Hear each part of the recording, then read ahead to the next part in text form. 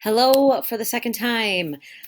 This is for those of you who want a little bit extra, like step-by-step kind of guidance for doing the Common App essay.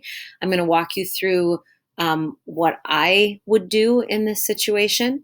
So the first thing that I would do is I would open up a blank Google Doc and I would just do a brainstorm, a Common App brainstorm. So I'm going to think about all of the different questions one at a time and try to see which one tells the most compelling story. Who knows that I might come back and use one of the other ideas and write about it later for maybe an application specifically for the college, or maybe I won't use it, but at least I have it, kind of there to kind of look at in the future. Okay, so let's go over to the common applications. So some students have a background, identity, interest, or talent that is so meaningful they believe their application would be incomplete without it. If this sounds like you, please share your story. So I'm going to think about background, belief, identity.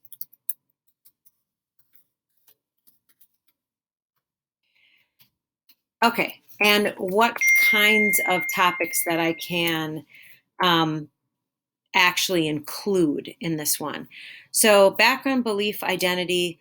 Let's say that thinking about my own. So I have the way I was raised, which I've talked about before. That's something that's really important, and my world would be different without it. I could write about my relationship with my older sister because she was, number one, the smartest person that I've ever known. She was basically the person who molded most who I am. During the time period that I was raised, parents didn't really have a lot of hands-on with their kids. And my sister was kind of the one, even though she was only 2 years older than me, who looked out for me and taught me to read and made sure that I was ready to go to school and things like that. So that might be something that I would put on there. But that essay might end up being more about my sister than about me. And they want to know about me, not my sister. Okay. Let's see, identity. So when I was a preteen in middle school, I worked for a while as a professional clown. It's true. I worked for a while as a professional clown. So did my sister. We took a clowning class together through the 4-H club that I was in. And then we hired ourselves out for parties and things. And then we did parades. And I went to a professional clowning summer camp for 2 weeks. And then we were all part of a circus at the end of it. So anyway, I could write about being a professional clown and what that taught me. Probably none of you can relate to that, but hey, what are you going to do? Let's see. Background belief. So I was raised Lutheran, and I went to a Lutheran private school for 8 years before high school. And that definitely changed the way that I looked at the world. And I would write a little bit about that. And I did in my memoir type essay that I sent home with you in a packet. Let's see, anything else?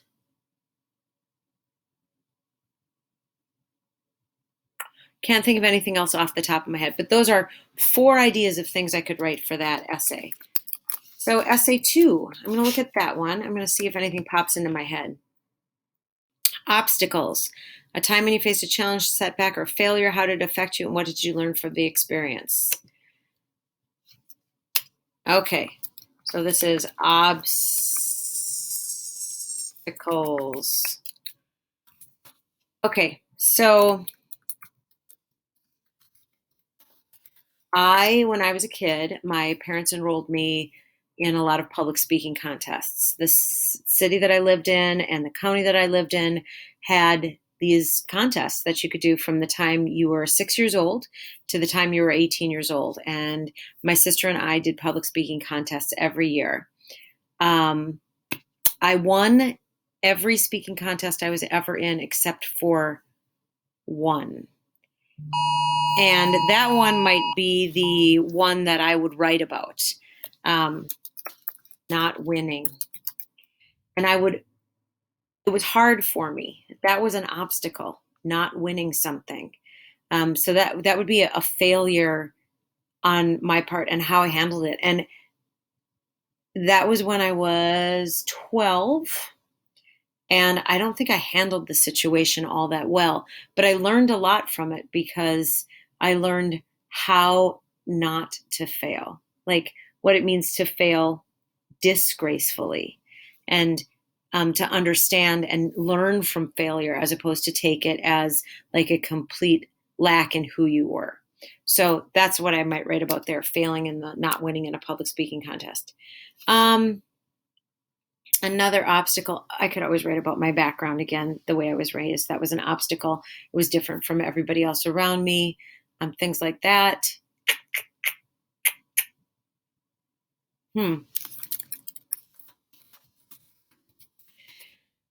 Everything else is kind of I'm not sure about that one. So far, I think my best is this background, belief, or identity. Let's see. A question: when you questioned a belief or idea, what prompted your thinking? What was the outcome? Um, Essay 3: questioning my parents. So I would write about questioning my parents as a child about why we lived the way we did. I would question the way that I was raised. And I would write about the time that I did that, and my sister and I confronted our parents about that situation. I could also write about the church. When I was a junior in high school, I had kind of a falling out with my church, and it was because of the way that I saw them treating people. And I didn't think that the way that they treated people was an effective way for a Christian to behave. And so we kind of had a falling out with that. And by people, I mean like people who weren't necessarily accepted in society. So I might write about that. Okay, so you got the idea. I've got a bunch of different ideas here. So that's my first step, to sit down and think of like all the different things I could write about that. And then, like I said to you on yesterday's screencast, I would go into each one and give myself like 10 minutes to free write as much as I can remember about whatever that was. And right now, this one is appealing to me, probably because I haven't written it yet. And it's one that I've never like talked about with anyone before. So I might sit down for 10 minutes and write a little bit about that one, and then see where it came. So that's what I'm going to do. I'm going to pause the recording, and then I'm going to come back and show you what I've written. Okay. So I just spent about 10 minutes away just thinking and starting to write things. So I started to write the essay on public speaking contest and not winning. This is what I wrote. I was lying face down in my parents' pickle green Dodge Coronet, sobbing into my mother's lap. I don't understand. How could I not even place? She patted my back, seemingly as confounded as I was by this loss, and equally taken aback by the idea that I was so disturbed at my failure. Together we considered a future where I was not a winner at all. Okay, so I wanted to start with something that was more like narrative. I always like to do that with these college application essays, so that's what I did there. But then I wanted to go back in time and kind of give the backstory. So from the time I was 6 years old, my parents made it their mission to make sure that I could comport myself as an articulate and well-bred young person, especially through oral communication. So, without our approval, that was how things were done in the early 1980s, they began to enroll my sister and I in a series of speaking contests in order to teach us how to talk intelligently about a broad range of ideas in front of a group of strangers, and then be judged on our ability to do so. From the time I was 6 to the time I was 12, I had won every speaking contest I entered. At first, it was because I was cute and precocious. Who wouldn't find a 6-year-old speaking about the summer she spent picking cucumbers with immigrant field hands adorable? But as I got older, I learned how to use my voice, to move my hands and my body, to gain the attention of the crowd, and to get them to believe and understand what I wanted them to learn. I was a natural, and I was an undeniable champion, until one day I wasn't. So I give the background there, and now I'm going to go back into the story of what happened that day. So I'm going to check to see how many words I have right now. I'm going to guess it's about 200. So I'm going to highlight it, go up to tools, go to word count, 265. So I have about 400 more words, a little bit less that I can do to this. And that should be enough to get that story going and up to 650 words. But I tried to write this without thinking too much about what I was writing and just telling the story, just basically free writing. But I do a lot of editing as I write anyway. So it's hard for me to like break out of that. That's okay. If you're an editor as you write, just don't edit yourself too much. Allow yourself to write what you want to write. Okay, so I'm hoping that's giving you some ideas about what you can write about. I wanted to give you a little bit further for those of you who are struggling a little bit. Feel free. I mean, like, this is your opportunity, the rough draft, to just write about anything. I'm the only one who's going to see it for right now. You can please trust me with your story. I've read some stories that are funny. I've read stories that are sad. I've read shocking stories that I never would have thought of before. And I will not reveal your story to anyone.